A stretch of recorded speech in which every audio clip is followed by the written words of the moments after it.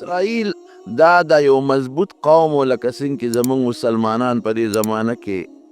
یو مضبوط قوم دی، دغسې بني اسرائیل مضبوط قوم تیر شوی دی او ډېر زیات و، ډېر خواره شوي. دا د یعقوب علیه السلام اولاد دی. اسرائیل د یعقوب علیه السلام لقب دی. د هغه 12 زامن و، د هغې نه الله د هغه د اولاد خور کړی دی او ډېر زیات پیغمبران بیا د دوی د اصلاح دپاره او د دوی د هدایت دپاره رب العالمین را لیږلي دي. او تورات شو، زبور شو، انجیل شو، دا غټ درې واړه کتابونه د دې خلقو د دې بني اسرائیلو د اصلاح دپاره په مختلفو زمانو کې پروردګار را لیږلي دي. د الله احسانات پې دومره و چې د حد نه وتی، لکه څنګه چې په موږ د الله احسانات دي. قرآن شریف کې الله فرمایي یا بنی اسرائیل اذکروا نعمتی التي انعمت علیکم. اے بنی اسرائیلو دا یعقوب علیہ السلام اولادا، زما پیرزونه یادې کې کنه، زما نعمتونه ځان ته را مخکې کې چې تاسو باندې ما کوم نعمتونه او احسانات کړي دي. وانی فضلتکم علی العالمین، تاسو ما د هغې زمانې په ټول مخلوق غوره مخلوق پیدا کړی وی. لکه اوس چې زمونږ دا وایو علما هم درته وایي چې دا ټول تاسو زمونږ د نبي علیه السلام امت په ټول مخلوق باندې غوره دی. د دې لپاره وایي چې تاسو د الله د دې نعمت شکریه ادا کړئ. نو بني اسرائیل د خپلې زمانې کې څومره انسانانو په هغې کې غوره او بیا نور نعمتونه هم الله ورته شماري چې تاسې احسانات مې در باندې وکړل چې د فرعون نه مې خلاص کړی، داسې احسانات مې در باندې کړي دي چې من او سلوات رنجبین سیسې به مې در کولې، داسې احسانات مې در باندې کړي دي چې ستاسو دشمن فرعون مې ستاسو وړاندې هلاک کړی دی، داسې احسانات مې در باندې کړي دي چې تورات مې در کړی دی، داسې احسانات مې در کړي دي چې چینې مې د کاڼي نه راخوټ کولی دي،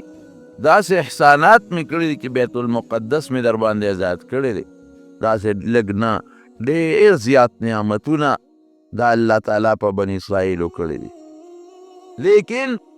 څنګه چې په موږ الله احسان کړی دی، ډېر احسانات دي په موږ، داسې په هغوی موږ هم تاسو ته هغه د الله نعمتونه در یادو چې شکریا ادا کړئ. دارنګې به پیغمبرانو بني اسرائیلو ته د الله هغه نعمتونه ور یادول چې دوی شکریا ادا کړي. لیکن وروڼو د الله نه باغیان شو، د پیغمبرانو خبرې نه منلې. اوس خو علما لګیا دي خلکو ته نصیحت کوي، هغې ته ډایرکټ پیغمبر به راته،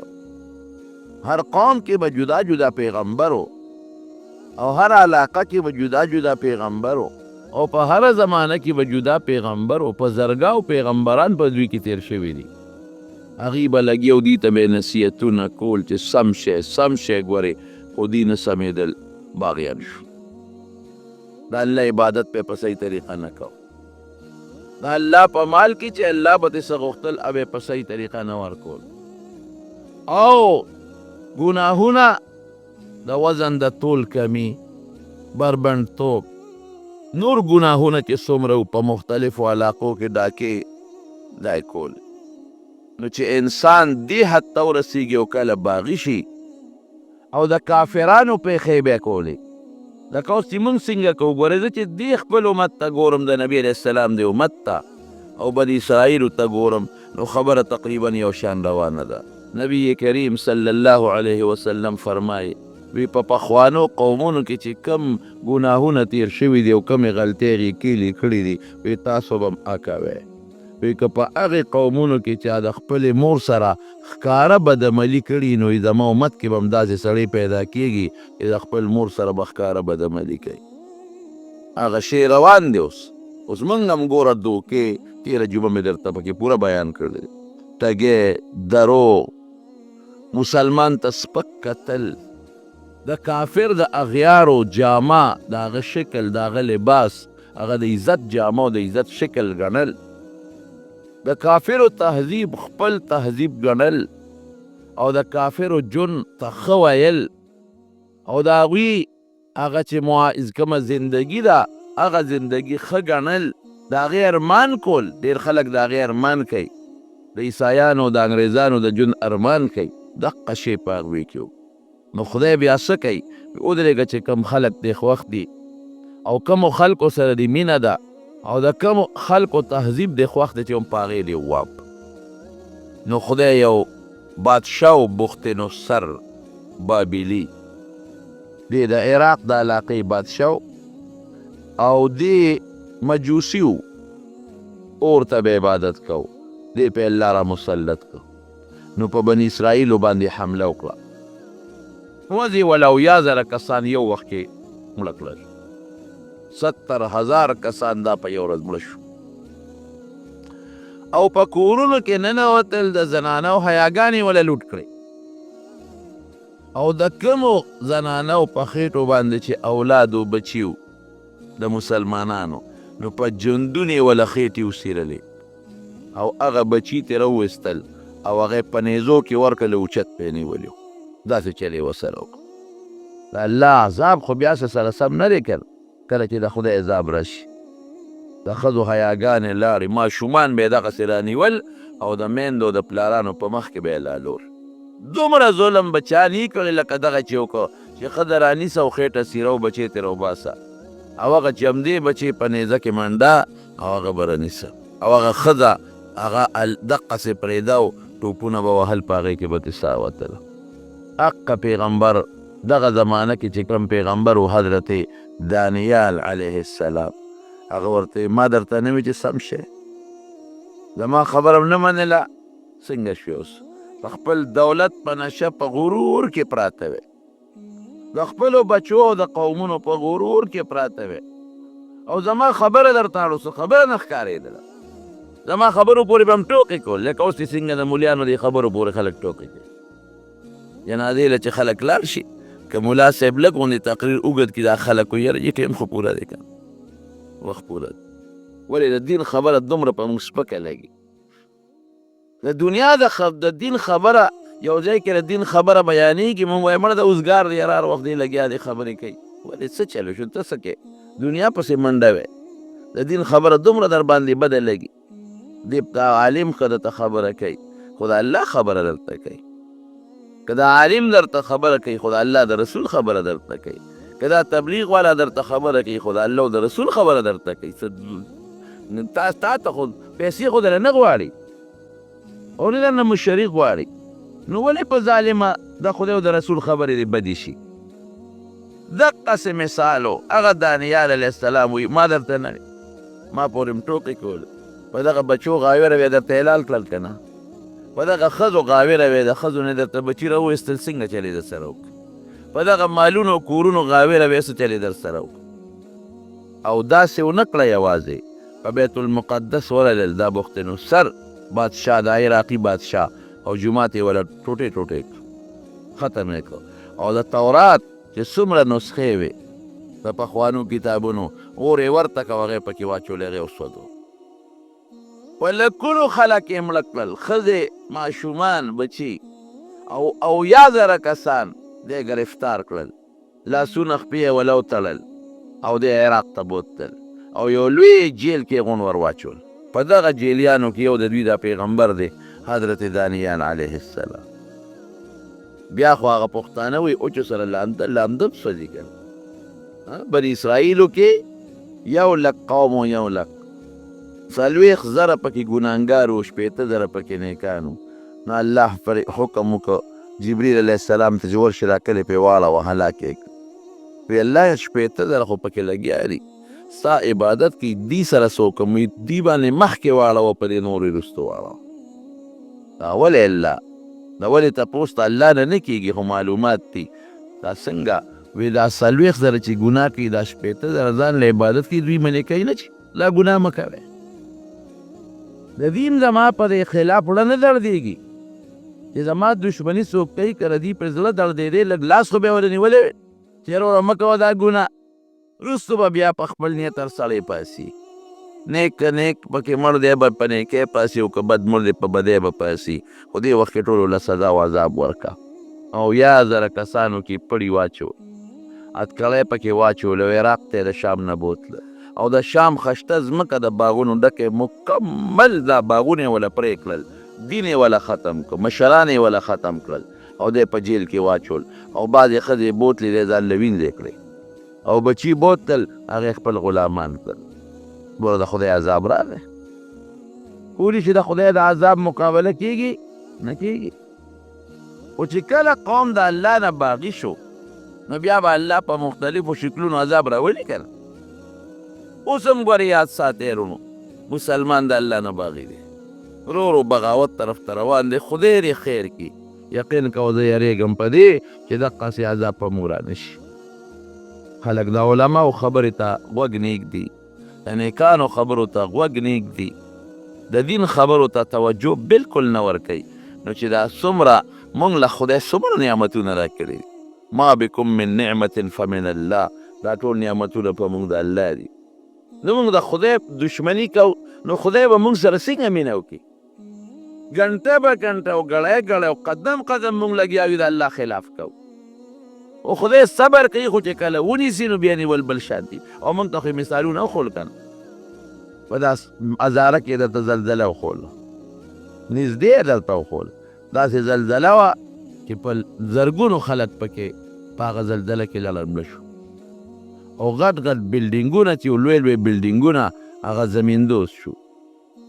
یو سړي نه چا تپوس وکړو ستا سال دی وایي نورې خبرې پرېږده نور دونه راته مه وایه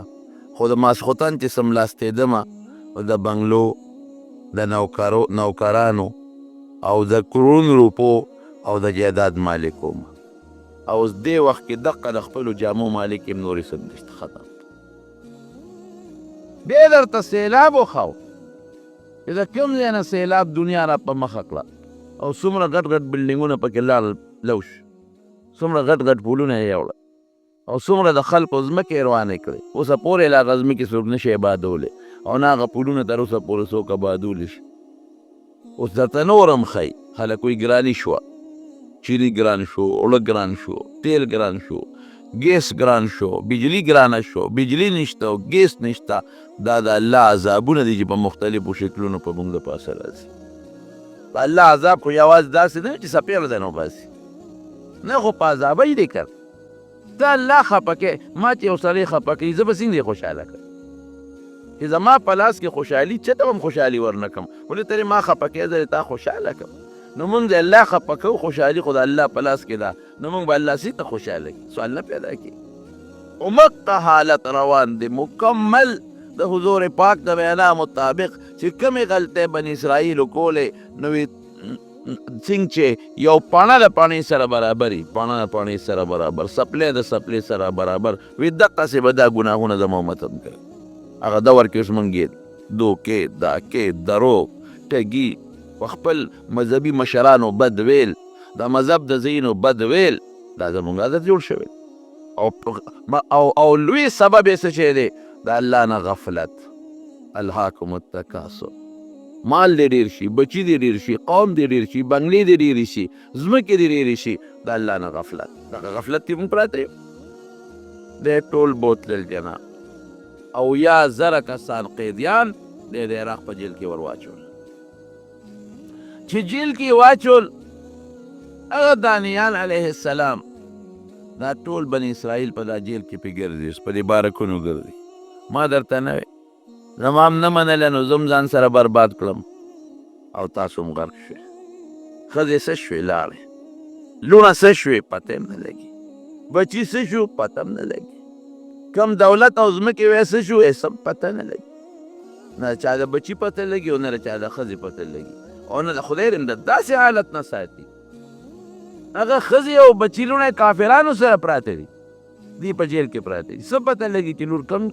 کافر سره ده او ښځه د کم کافر سره ده او ښځه مړه ده او که جمدی ده او لور جمدی ده او که مړه ده او بچي څه شو زما هم نه منل یاره غلطي شوې ده او به دا ورختېرې دي اوس څوک وی اوس الله ته رجوع کې لوی رب ګورې بیا معافي کوي اوس الله ته رجوع کې اوس وجاړی خدای پاک ته نو په هغه جیل کې جړا شروع کړه ګوره بیا دې خدای معاف کوي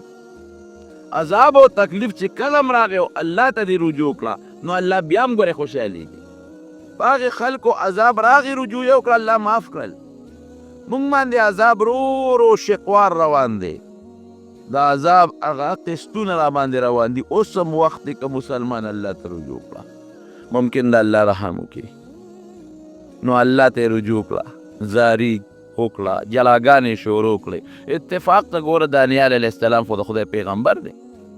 نو د جیل چې کوم حاکمانو او کوم داروغه د جیلو او کوم د جیل هغه پولیس والا دي، د هغوی په زړه کې د هغه لږ اعتقاد پیدا شو، یاره دا سړی خو ډېر ښه سړی دی. ښه سړیتوب د اخلاقو نه معلومېږي، د خو ډېر ښه اخلاق دي. خو موږ سره په جیل کې هېڅ قسمه دا جیلیان خو کله چې ډوډۍ چې کمه میلو شي جګړه هم کوي که نه. هغه جیل داسې نو لکه زموږ د جیل چې A کلاس او B کلاس پکې وو. هغه جیل داسې نو چې پکې دي پکې لګېدلي، پکې کم ځای و. هغه جیل داسې نو چې ډوډۍ دې پکې ورته د هوټلو نه میلاوي، که څه معمولي غوندې دال مال او څه قصې پسې او څه نوړی ډوډۍ به پکې میلاوېدله. داسې جیلونه نو. الله ته رجوع کړه، الله ته به ژړل. دعوت و تبلیغ سلسله مکمل په دا جیل کې جاري وساتله. د جیل د هغې حاکمانو په نظر کې چې دا خو نه جلسه کوي، نه جلوس کوي، نه هړتال کوي، او زمونږ خدمت کوي په جیل کې دننه. او د جیل صفائی په خپله کوي لګیا دي، ټټۍ په خپله صفا کوي. یاره دا خو ډېر نیکان خلک دی. او دا مشر یې چې دی دانیال علیه السلام، دا خو ډېر نیک سړی دی. نو د جیل داروغه او د جیل هغه مشرانو به په جیل کې لږ ډېر قدر کړي چې دا خدای ته وجړل او معافي د الله نه وغوښته. نو الله رحم راغی، ښه د ډېره ښه د جیل نه مباسم. نو دغې بختنصر بادشاه یو خوب ولید، ډېر خطرناک خوب یې ولید. چې خوب یې ولیده، سار راغی د خپل رعیت چې کوم کاهنان او نجومیانو، زموږ خو عالمان دي، هغوی خو عالمان نه، خو بتپرست خلک دی. چې کوم کاهنان او نجومیان دي هغوی یې راغونډ کړلو، ما یو خوب لیدی دی او ډېر خطرناک خوب دی. داسې دی چې ما له خوب نه راځي، اوسه وجود نه مې خولې بیږي، ما ته د هغه خوب تعبیر بیانوي.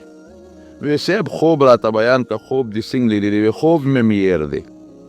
خوب نه دی یاد، خو هیبتناک مې لیدلی دی.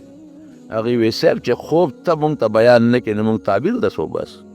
ته مونږ ته خوب بیان که، نو مونږ به تعبیر وباسو. څه حصه پکې راته خیر دی بیان که، نو مونږ به تعبیر وباسو. بادشاه وی خوب مې یېر دی، ما ته به خپل خوب هم یادوی او تعبیر به مو باسې. او که درې ورځې کې دننه هم راته دا خوب یاد نه که او تعبیر هم ونه سرمنده نه وباسم. ای بادشاه مونږ تا د خوب نه څه خبرې؟ ګوره زورور خواره زمانه کې شته که نه، مونږ ستا د خوبه څه خبرې؟ ته خوب وایې مونږ به تعبیر. وایي تاسو باندې دا دومره پیسې زه لګوم او علم نجوم درته ښیم،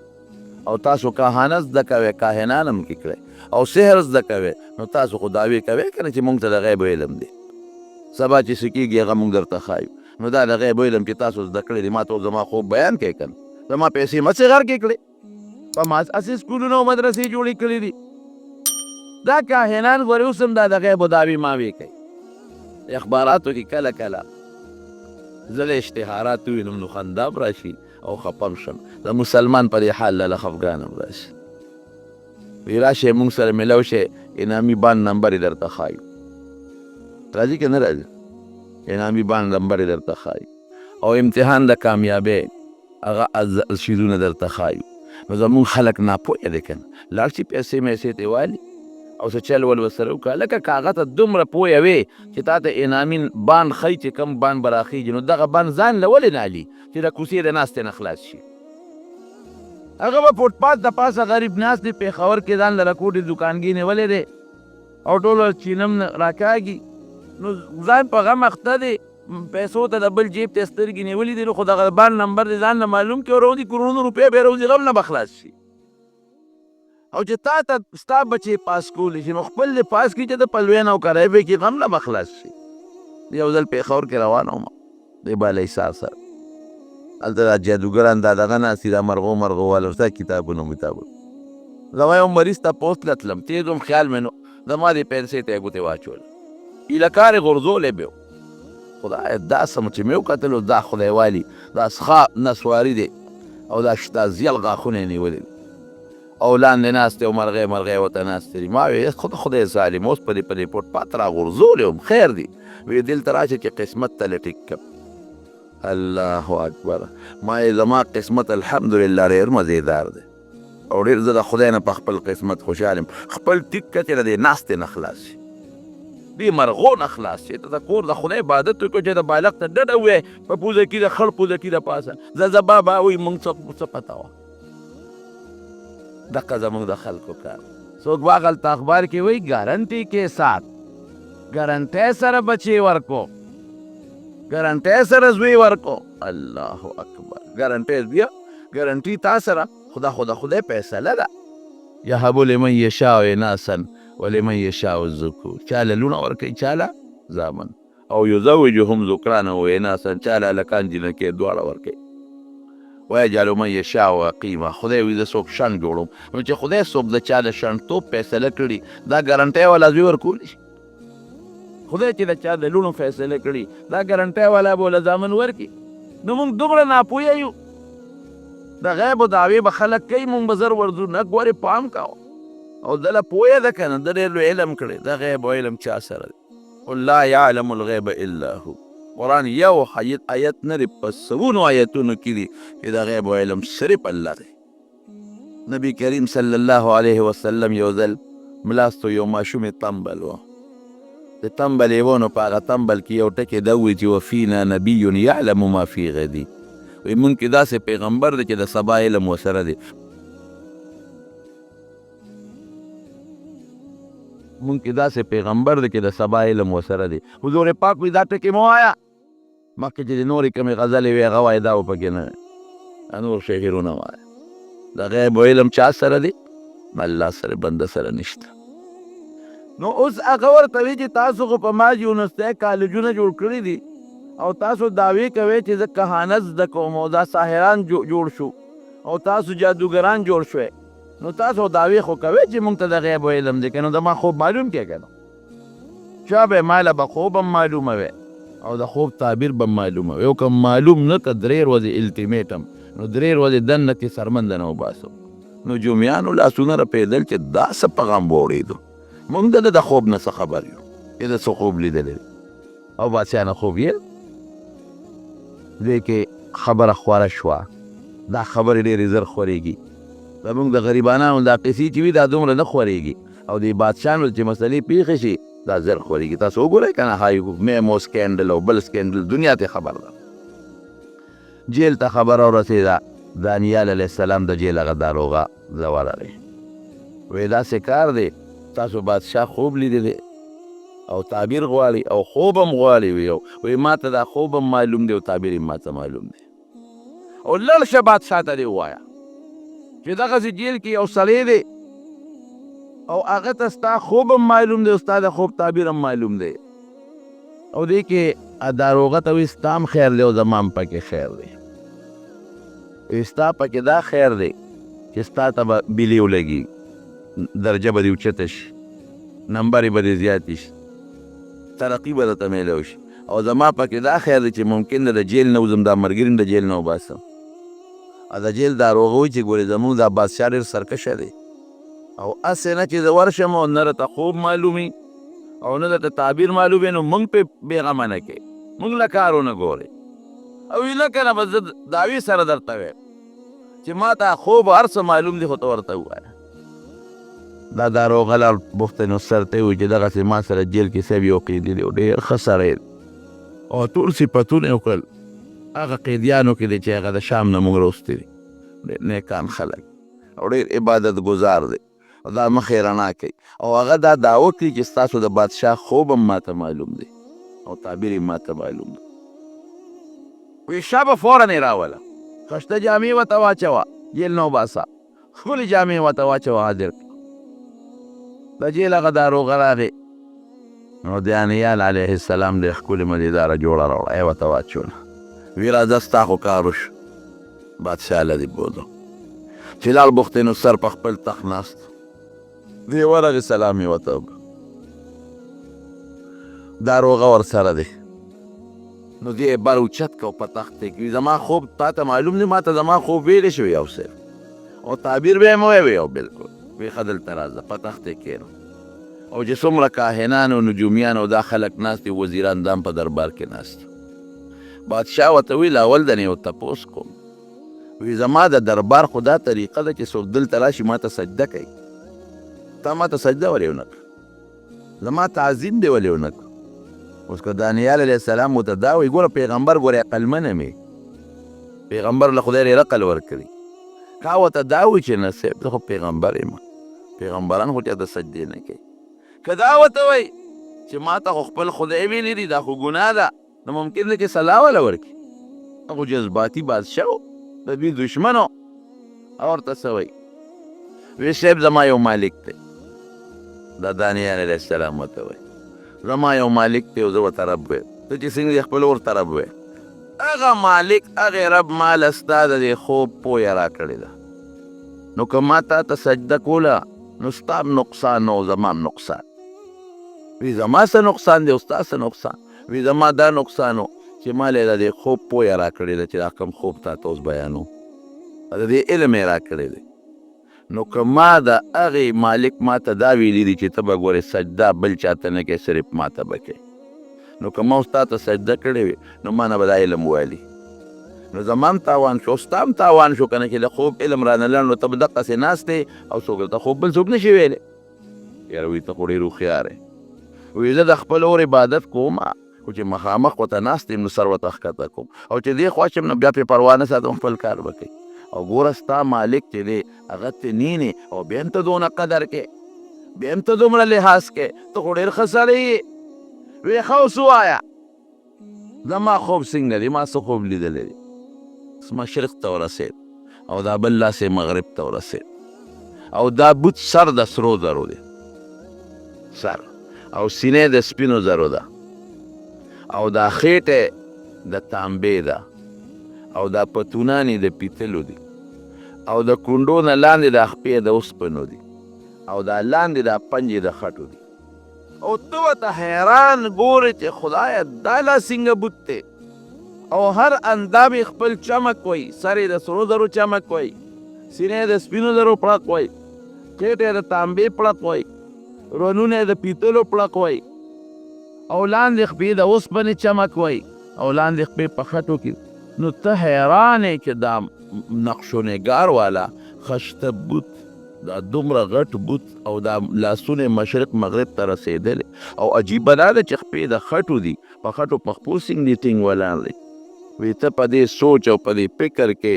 چې دې کې د بره نه یو غټ کاڼی را پرېوته د دې بوت په سر باندې د اسمان نه یو کاڼی راغی او دا بوت یې ووه او چې د دې بوت دا سر یې څنګ ووه نو دې ایره ایره که ختم یې که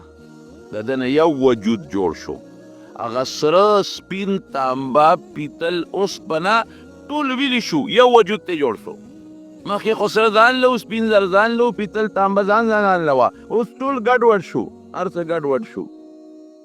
او هغه کاڼې غټېده د بوت هغه ځای د اسمان د ځمکې پورې هغه کاڼې ونیوه وایي په دې سوچ کې وي چې راویښ شوې خوب مې دی تا ما چې څه وایي دقسې دې لیدې دی وایي دقه ټکې مې لیدې دی هله اوس مهرباني وکړه ما دې تعبیر بیان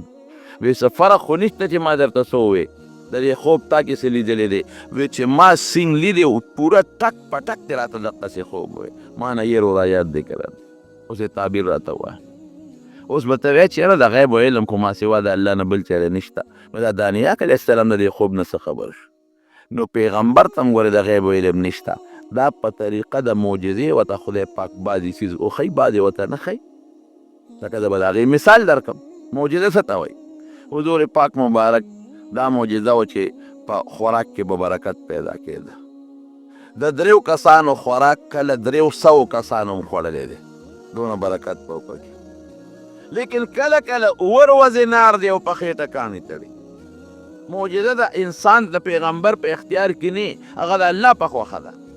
چې الله کله وغواړي نو معجزه ښکاره کړي او چې الله کله نه غواړي نو نه ښکاره کوي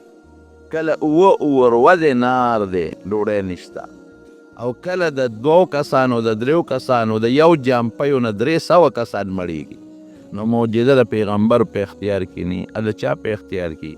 الله چې الله کله وغواړي صادره کړي چې ویې نه غواړي نه صادره او علم د عالم په خپل اختیار کې لکه مثلا زما د سیکلو د پنچر د جوړولو علم دی نو د شپې هم پنچر لګولی شم او د ورځې هم لګولی شم او سهار هم لګولی شم او ماښام هم لګولی شم هغه زما چې تر څو میلاد تېکي نو دا علم زما شته نو دا پیغمبر که دا خبر ورکه د 3 کسانو خوراک کله 300 کسانو هم خوړلی دی، دونه برکت به پکې. لیکن کله کله 7 ورځې نار دی او په خېټه کاڼي تړي. معجزه د انسان د پیغمبر په اختیار کې نه، هغه د الله په خوښه ده. چې الله کله وغواړي نو معجزه ښکاره کړي، او چې الله کله نه غواړي نو نه ښکاره کوي. کله 7 ورځې نار دی، ډوډۍ نشته، او کله د 2 کسانو د 3 کسانو د یو جامپیو نه 300 کسان مړېږي. نو معجزه د پیغمبر په اختیار کې نه، د چا په اختیار کې؟ الله. چې الله کله وغواړي صادره کړي، چې ویې نه غواړي نه صادره. او علم د عالم په خپل اختیار کې، لکه مثلا زما د سیکلو د پنچر د جوړولو علم دی، نو د شپې هم پنچر لګولی شم، او د ورځې هم لګولی شم، او سهار هم لګولی شم، او ماښام هم لګولی شم. هغه زما چې تر څو مې لاس ټیکي نو دا علم زما شته. نو دا پیغمبر که دا خبر ورکه نو دا د معجزې په بنیاد. پیغمبر له خو معجزې الله ورته زړه کې واچول، هغه خبرې ورکړه. دا معجزه ده. داسې نبی کریم صلی الله علیه وسلم ډېرې پیشنګویۍ ورکړې دي. سبا به داسې کېږي، بل ورځ به داسې کېږي، خو د معجزې په بنیاد. کله چې خدای غواړي نو دا خبر ورکړي، کله چې خدای ونه غواړي نو نه یې ورکوي. بی بی عایشه صدیقه رضی الله عنها په یو سفر کې و د حضور پاک سره، او د هغې نه امیل روک شو. خلک ورپسې ګرځېدل، امیل نه پیدا کېده. نو مانځه وخت شو، اوبه نشته. خلک رالل حضرت ابوبکر ته وې دا ګوره د عایشې ستا د لور د لاسه خلک په لوی مصیبت کې پراته دي، دې امیل روک کړی دی، او خلک اوس امیل پسې ګرځي، او نبي علیه السلام د هغې په طلب کې صحابه ګرځئ، او اوبه نشته، اوس به څه کېږي؟ نو ابوبکر راغی، عایشه صدیقه یې به دې ځای کې واله، او نبي علیه السلام د هغې په پتون سر ایښی ودو، او وی زه لقېدی نه شم، کلکم، خو نبي علیه السلام راویښېږي، وی تا ستا د لاسه خلک ایثار دي، اوبه نشته. نو بیا خو خدای د تیمم ایت نازل کړ چې اوبه نی تیمم به وهې، لیکن امیل پسې ګرځېدل، امیل نشته. چې اوښې پاس او د اوښ لاندې امیل پروت، نبي علیه السلام ته پته نه لګېده چې د اوښ لاندې امیل پروت دی، خلک ورپسې ګرځئ. ولې؟ دغې وخت کې خدای پاک ورته دا علم ورنه کړ، بل وخت کې وله خدای دا علم ورکوي. نو کله چې وغواړي الله نبي علیه السلام ته لکونو اربونو څیزونو علمونه ورکړي د مستقبل د رستو زمانې، خو دا د معجزې په بنیاد. معجزه د الله په اختیار کې، چې وغواړي خبر ورکړي، چې ونه غواړي نو خبر نه ورکوي. او که د غیب علم نو بیا خو په هر څه به خبردار و، هر وخت کې به خبردار و. نو دانیال علیه السلام چې ورته کله دا خوب بیان کړ، بادشاه بخت نصر پوه شو، خو دا خو واقعي پوه سړی دی، زما خوب وی شا به تعبیر یې راته ووایه. وی دا تا چې کوم بوت ولیده دا د دنیا قومونه دي، د بوت په شکل تا ته خدای پاک وخور. دا سر د سرو زرو سر چې تا د بوت ولید، دا ستا عراقي قوم دی. په هغه زمانه کې د عراق قوم ډېر متمدن و، دا ستا قوم دی. او نن په ټوله دنیا کې ستا د سر حیثیت دی، ستا قوم د سر حیثیت دی، لکه امریکا چې نن د سر حیثیت لري، سپر طاقت یې ته. بیا ورپسې دا سینه چې دا بل قوم دی، دا ستا نه لاندې، ستا نه پس به د دې قوم حکومت په دې ټوله دنیا راځي. دا به څوک وي؟ دا به ترکیانې، د هغوی دغه شکلونه دي. ورپسې لاندې بیا تانبه ده، دا د سرو خلکو د سور قوم نشان دی. دې نه پس به هغه خلک سپر طاقت جوړېږي، د هغوی بادشاهي به راځي. او بیا لاندې پتونان د پیتلو دي، زیړ قوم چې کوم مخونه زیړ دي په دنیا کې، د هغوی حکومت به راځي، هغه به سپر طاقت دي. او بیا لاندې د خپې تورې دي، د تورو خلکو لکه د نایجیریا والا، د سودان والا، حبشې والا، د دې خلکو دا به سپر طاقت دي، د هغوی بادشاهي به راځي. او لاندې دا چې کومې پنجې د خټو دي، نو بیا به اخره کې د ښځو حکومت راځي، ښځه به بادشاهي، او کمزوري حکومت به وي، هغوی ته اشارت دی. او چې دا کم کاڼې په سر را پرېوته، او دا قومونه او طاقتونه یې دړې وړې کړل، دا د آخرې زمانې د پیغمبر مثال دی. دا ټول قومونه او طاقتونه به یو شان کې راغونډ کړي، هغې کې به بیا د تور او سپین تمیز نه. اوس خو ته وایې زما قوم سور قوم دی، د دې بادشاهي ده. د امریکا کې یو زمانه کې همدغسې وه، د تورو د سپینو منځ کې جنګ و، سپینو به یې مونږ غوروي او تورو به یې مونږ غوروي. اوس هم د قومیت په بنیاد یو قوم وي زما قوم او بل وي زما قوم. دا قومیت صرف د معرفت لپاره دی. نو نبی علیه السلام مبارک مثال د کاڼي دی، چې راشي د دنیا دا ټول قومونه او دا تهذیبونه دا به ختم کی، دا به یو شان شي. او د دې بت په ځای به د نبی علیه السلام دا سلطنت او د هغوی حکومت او د هغوی خلافت او دور دنیا به ډکه کړي. دا یې د خوب مثال همدقسې وشو. نبی کریم صلی الله علیه وسلم چې خدای پاک دنیا ته راولېږه نو ټول قومیت او د قوم فخرونه دی ختم کړل. اعلان یې وکړه د عرفات په میدان کې، وی خبردار ای خلکه، وی د قومیت او د مال دولت په بنیاد لویي دا نن زما د خپو لاندې پرته ده. که فضیلت حاصل ته انسان ته نو په تقوا په پرهیزګارۍ حاصل. لا فخر لعربي على لا فضل لعربي على عجمي ولا لعجمي على عربي ولا لأبيض على أسود ولا لأسود على أبيض إلا بالتقوى. د عربي په عجمي او د عجمي په عربي ایس فضیلت نشته، د تور په سپین او د سپین په تور ایس فضیلت نشته. که فضیلت او بهتري د هغه په تقوا ده چې څوک د الله نه زیات پرهیز کوي، یریږي او په ده په زړه کې تقوا پرته ده. د خدای په نزد د لویې درجې خاوند دی بلال حبشي دی ولي تک تور دی د رنګ تور. او د نبی کریم صلی الله علیه وسلم فرمایي وی چې کله م زه جنت ته تلیم کلما لفظ دی ګورې په حدیث نو ما بلال ستا د پیزار قدم خپل ځان نه مخکې اورېدلی دی، ګرځي په ځمکه او د پیزار قدم یې د نبي علیه السلام نه مخکې روان دی. نو زموږ د طالبان دلته سوال کوي، وی دی خو خادم دی، خادم خو وروستو روان دی، دا د نبي علیه السلام نه هم مخکې شو چې اواز یې مخکې د پیزار اورېدلی کېږي. وی نه، خادمان دوه قسمه، یو هغه چې هغه د بادشاه نه مخکې رواني لار ورته برابروي، میدان ورته صفا کوي، دا هغه خادم دی. نو خدای څونه بهتري وله ورکړه. د حضور پاک مؤذن او بانګ ویونکي او یو ځل ورته نبي علیه السلام فرمایي مسکي او خندل بیا اوسه خوش طبیبه کوله، صحابه سره خوش طبیعته کړي. وی بلال ستاره جنت ښځه ما لیدله. حضرت صاحب څنګه دې لیدې ده؟ یو جنت کې روان وم، یو اعلی محل و، دا محل په خوا کې یو خشته وله وه او په هغې یو ښځې اودس مخ وینځه. نو چې په مخ به یې اوبه واچولې نو هغه به اوبه به په واپس داسې پرېوتې لکه د ملغلرې چې لاندې غورځېږي.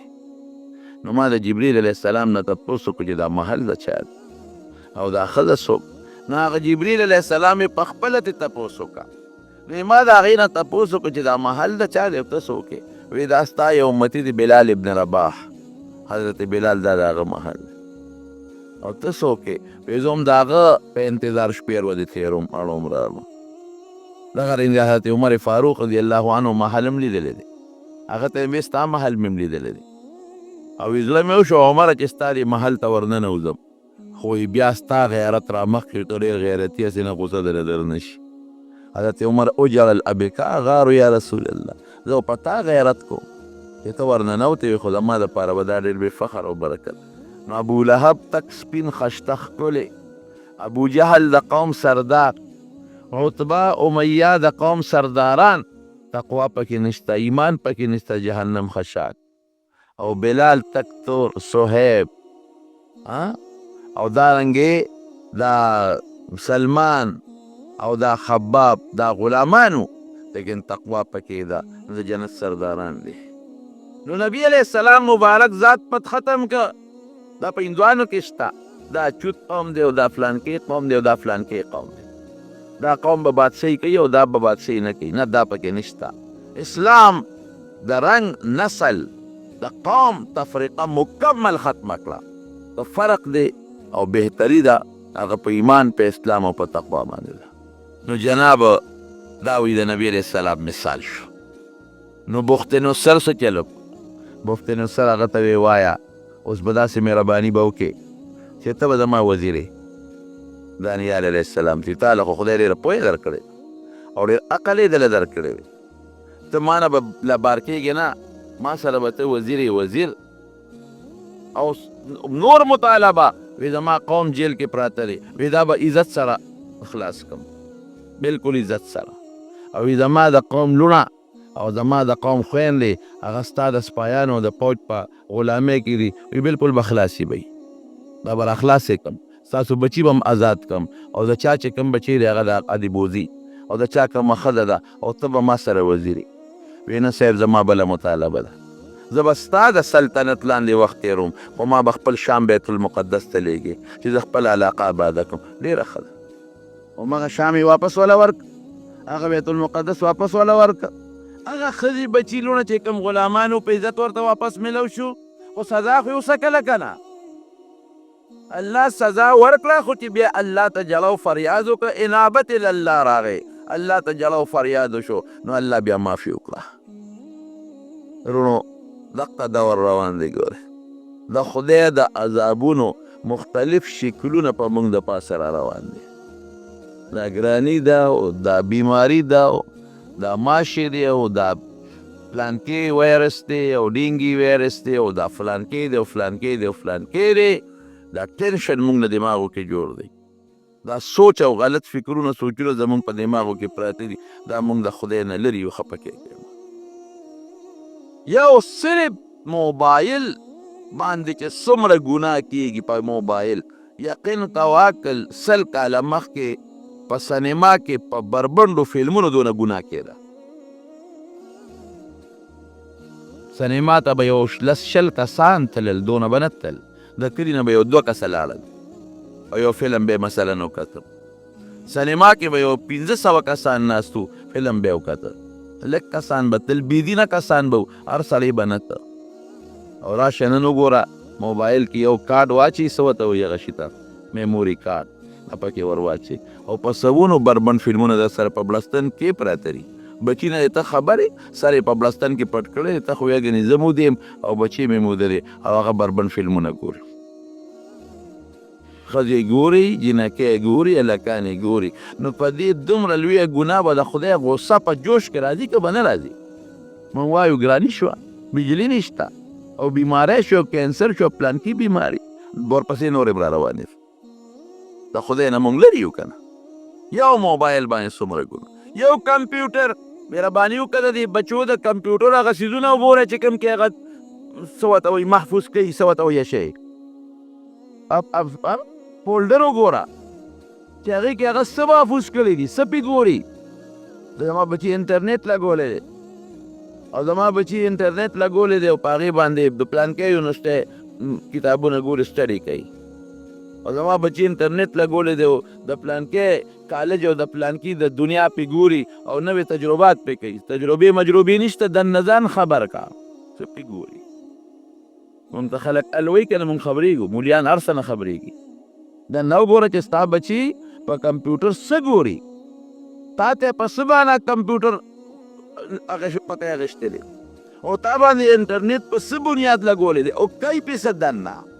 هغه شی وګوره که نه هغه لګولی اوس هلکان هم په الفلامو دي هغې پکې هغه دغه نمبر یې خپلې ورکړي د خبر شوی یم چې بل څوک یې ګوري نه خوړې ورکړي دا د جلا مقام دی ای د پیغمبر امتیه ای د ښکلي پیغمبر امتیه ای د لوی الله د ښکلي خدای خشته بنده په کوم طرف روان دی د خدای باغي شوې د پیغمبر باغي شوې د قرآن باغي شوې دا دومره تکالیف کې زمونږ پیغمبر علیه السلام او صحابو تیرول دی څه دې لپاره تیرول چې تا نه به دا مسلمان جوړېږي هغه دوکه او ټګي په خپل ځای دا شی به نه جوړېږي نن جنکۍ هلکان ټول یو شان دی په دوکانونو کې ځای به ځای به یو شی وړو په 15 روپۍ ورکوه او د دنیا فلمونه درته اچوي او د دنیا بربنډتوب به پې ګوري ته د خدای نه یېرېږي د خدای د قهر نه ته بالکل نه یېرېږي دا سیلاب نه دې عبرت وانه غشته زلزلې نه دې عبرت وانه غشته دې ګرانو نه دې عبرت وانه غشته ملا درته خبرې کوي یا در باندې بوج دی تبلیغ والا غریبانان درته لګیا دي در باندې بوج دی خدای دې دلته کې بلي مړه هر وخت لګیا دي صاحب هلې را غوږونه هله ستړی کړل دغه شی چې دې غوږ ته نیولې دی په هغې نه ستړی کېږي دا منځک الهاکم التکاثر الله وایي دا خو د دنیا سزا ده وایي د مال ډېروالي د بچو ډېروالي غافله کړی حتی زرتم المقابر دنیا کې به هر څه تېر شي خو مقبرې له به دی که به نه دی د قبرونو ملاقات به وکړي نو بیا به هلته سي کلا سوف تعلمون ثم کلا سوف تعلمون پوه به شی وایي نور تفصیل لته نه وایي خبر به شی کلا لو تعلمون علم اليقین لترون الجحیم دوزخ به راته ښکاره شي ثم لترونها عین اليقین ثم لتسألن یومئذ عن النعیم تپوس به درنه کېږي دا مال مې دې نه درکړی و دا ځواني مې دې نه درکړې وه دا سترګې دې نه درکړو چې ته په زناکارۍ ته ګورې دا غوږونه مې دې نه درکړو چې ته په ډمتوب اورې دا خوله مې دې له درکړو چې ته پې کنزل کې دا پې خدای څومره یاد کړه په دې سترګو دې الله ته او د الله کائناتو نه څونه عبرت واخیست او په دې غوږونو دې د خدای ذکر او د الله دین څومره واورېده هغه د بني اسرائیلو قصه ده حذو النعل بالنعل څنګه چې سپلی د سپلی برابر ده هغه څیز د حضور پاک مبارک پیشنګویي ده چې که بني اسرائیلو کې مور سره چا علانیتا ښکاره زنا کړي وي د محمد کې به هغه خلک پیدا شي چې خپلې مور سره به دغسې کوي دا به کېږي خو خدای دې مونږ د عذاب نه وساتي نو بس یو خبره درته الله ته رجوع کړئ زمونږ خو زما خو رونه یې دومره محبت سره ما له راځئ منزله د لرې لرې ځای نه نو زما پیرزونه ده چې تاسو ته ووایم ځکه رور چې رور ته څنګه وایي یو دا مهرباني کوئ الله یاد ساتئ الله ذکر کوئ استغفار ډېر وایه استغفر الله استغفر الله استغفر الله رسول الله صلی الله علیه وسلم فرمایي وی زه روزانه 100 کرت استغفار ویم او بل روایت کې راځي وي زه 100 نه زیات استغفار ویم روزانه